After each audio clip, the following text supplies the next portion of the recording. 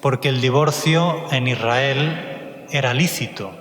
La licitud del divorcio estaba fuera de toda duda. De hecho, así estaba escrito en la ley de Moisés. Si un hombre toma a una mujer y se casa con ella, y resulta que esta mujer no haya gracia a sus ojos, a los ojos del marido, para que se pudiera comprender cuál era el estado de la cuestión sobre el matrimonio por parte de Dios, no solo cita el Génesis, sino que luego él mismo, y esto son palabras de Jesús, insiste, llegar a ser iglesia doméstica, que desprendan el buen olor de Cristo, el buen olor del hogar de Nazaret, que puedan ser sal de la tierra y luz del mundo.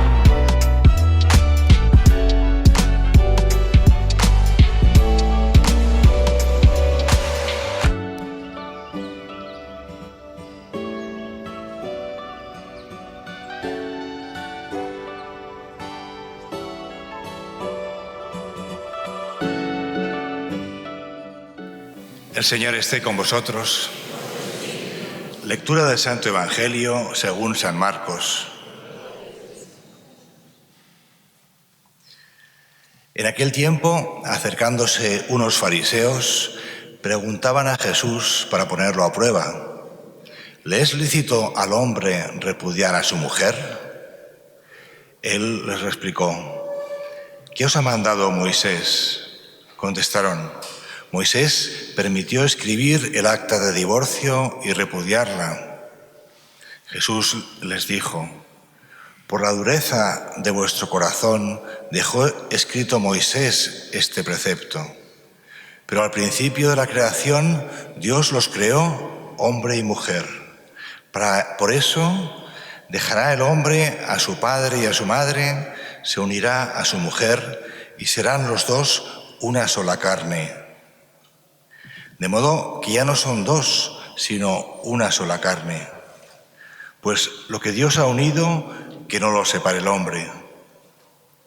En casa, los discípulos volvieron a preguntarle sobre lo mismo. Él les dijo: si uno repudia a su mujer y se casa con otra, comete adulterio contra la primera. Y si ella repudia a su marido y se casa con otro, comete adulterio. Palabra del Señor.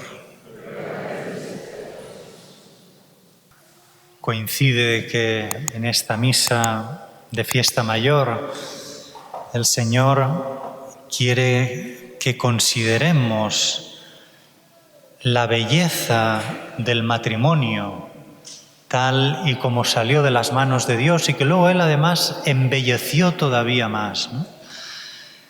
Lo que pasa es que lo hace desde una realidad negativa, como es el divorcio. Pues un grupo de fariseos hemos escuchado en el Evangelio según San Marcos, que se acercan al Señor para ponerlo a prueba con una pregunta: ¿le es lícito a un hombre divorciarse de su mujer?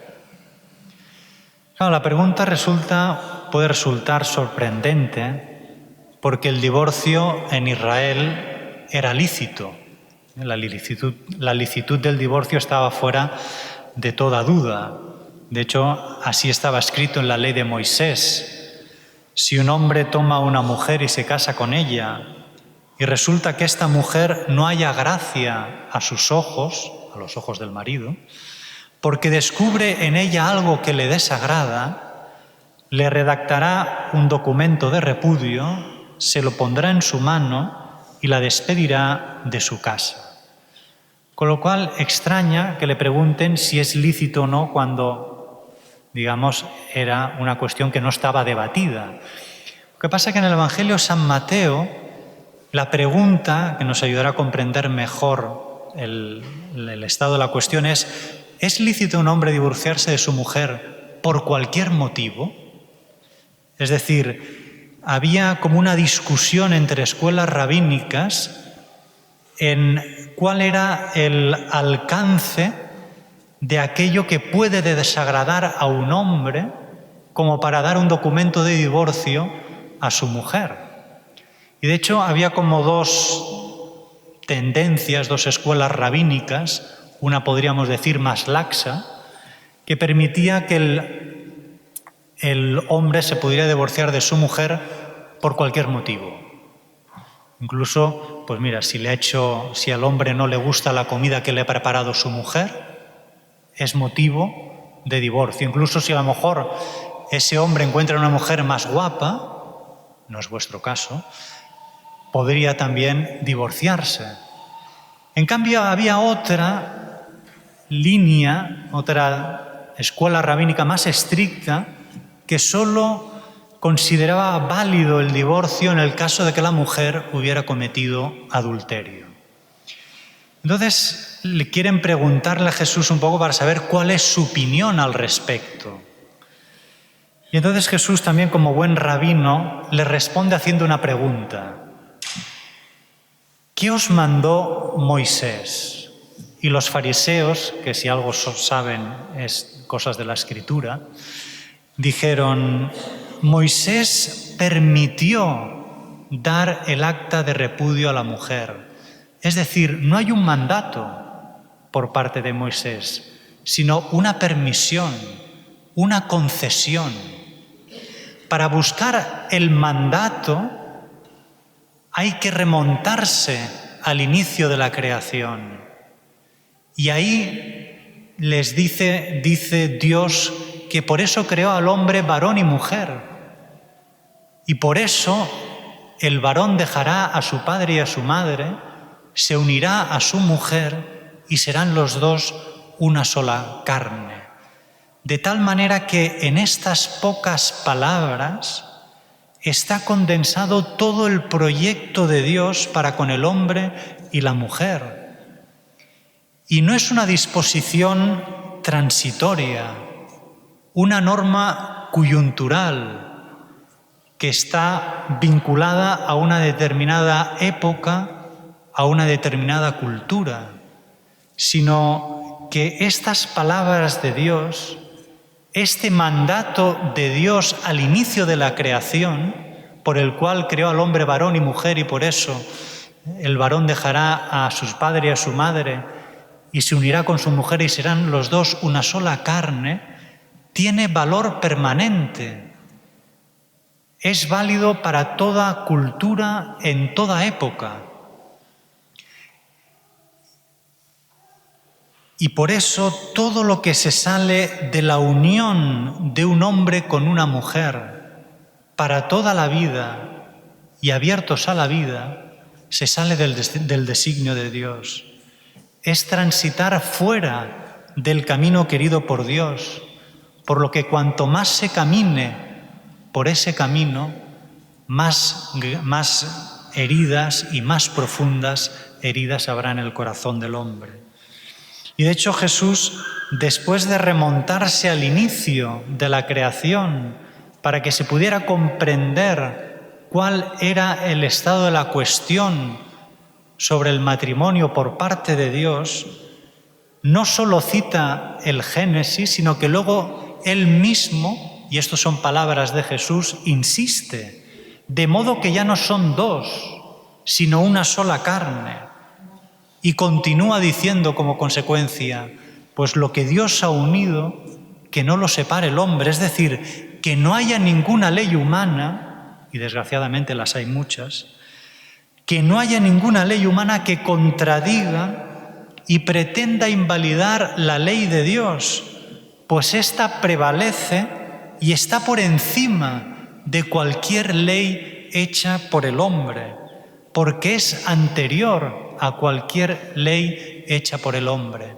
Por eso, que el amor sea para siempre, que el matrimonio sea para toda la vida, no es porque la Iglesia lo dice, sino es porque lo dice nuestro corazón, que lo que más anhela por encima de todo es encontrar aquella persona que te ame de verdad y para toda la vida.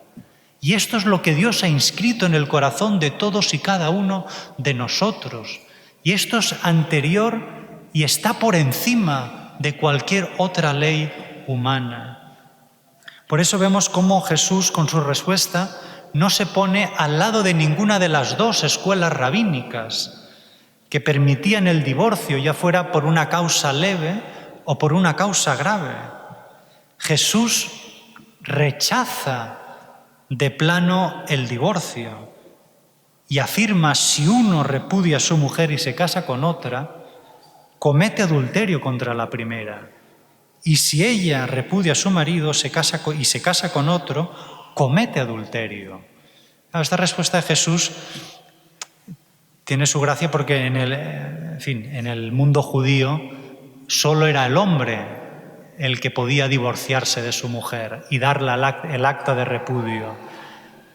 En cambio, Jesús dice también, se refiere a ella, porque en el contexto romano también la mujer podía, divorciarse del marido.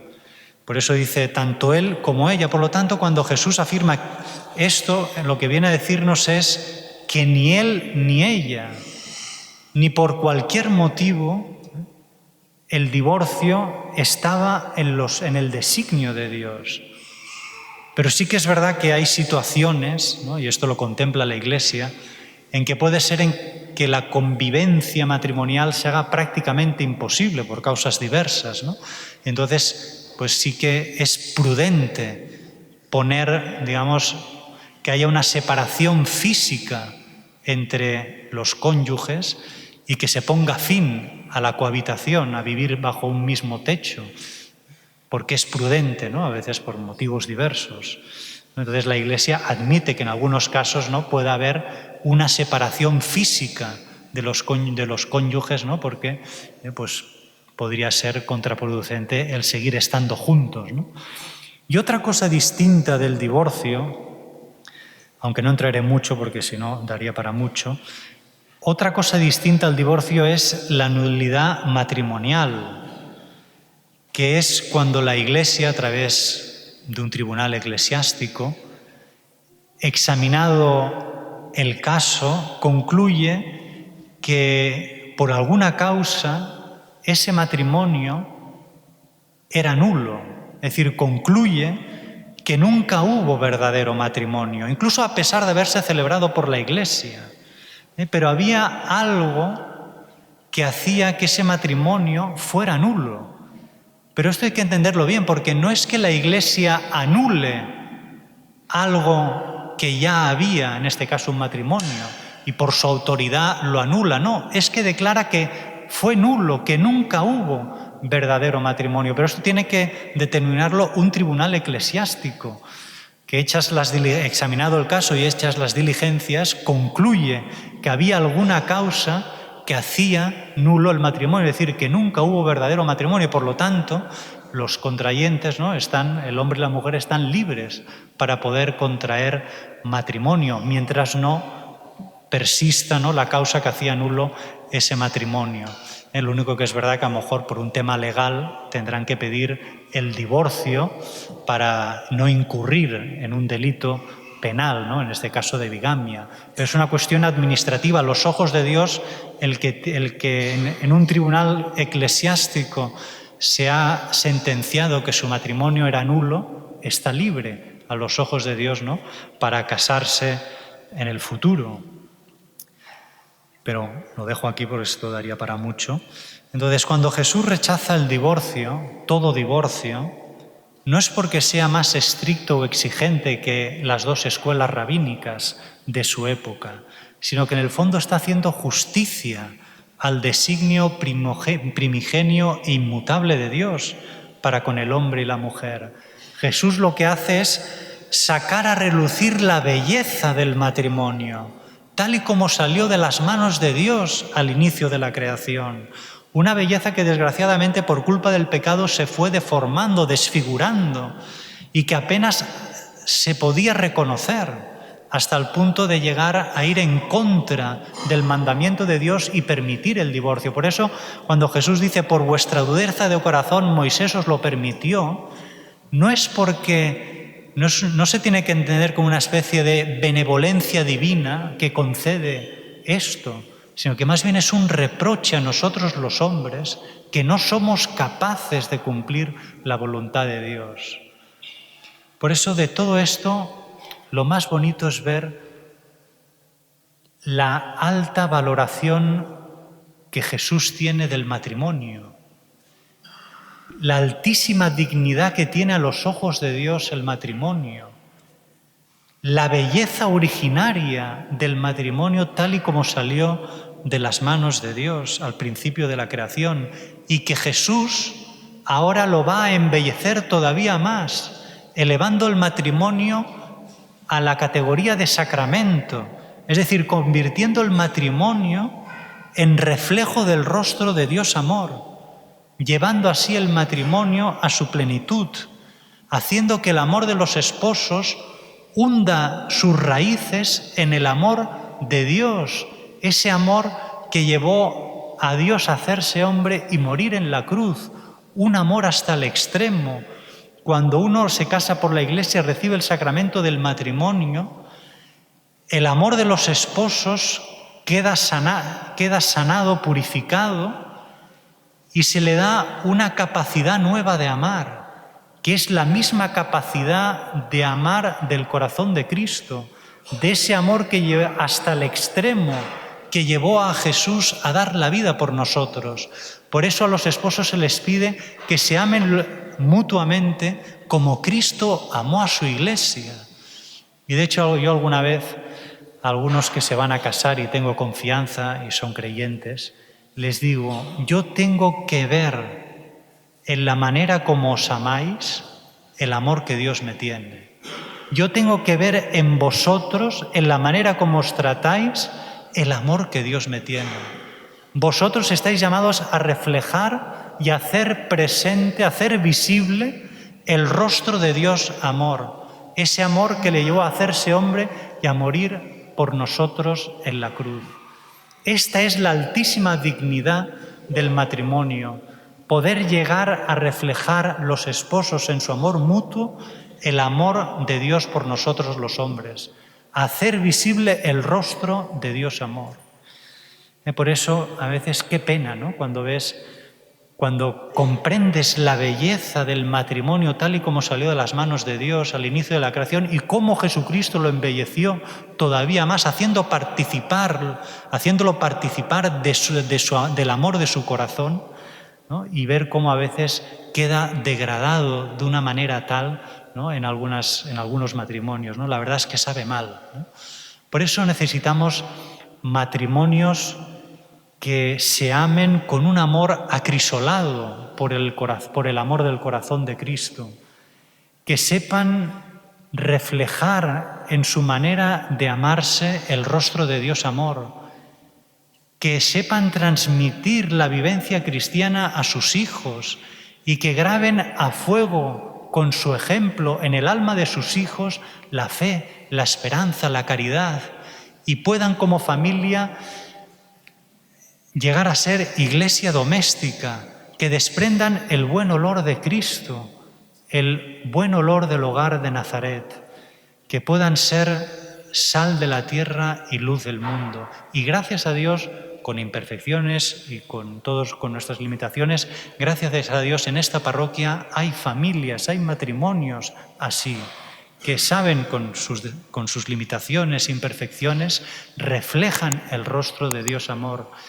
Nos ayudan a comprender la belleza del matrimonio tal y como Dios la ha querido para nosotros los hombres. Pues recemos, ¿no? Pues para que todos los matrimonios, las familias, puedan reflejar en ellos el rostro de Dios, desprender el buen olor de Cristo y ser sal de la tierra, luz del mundo.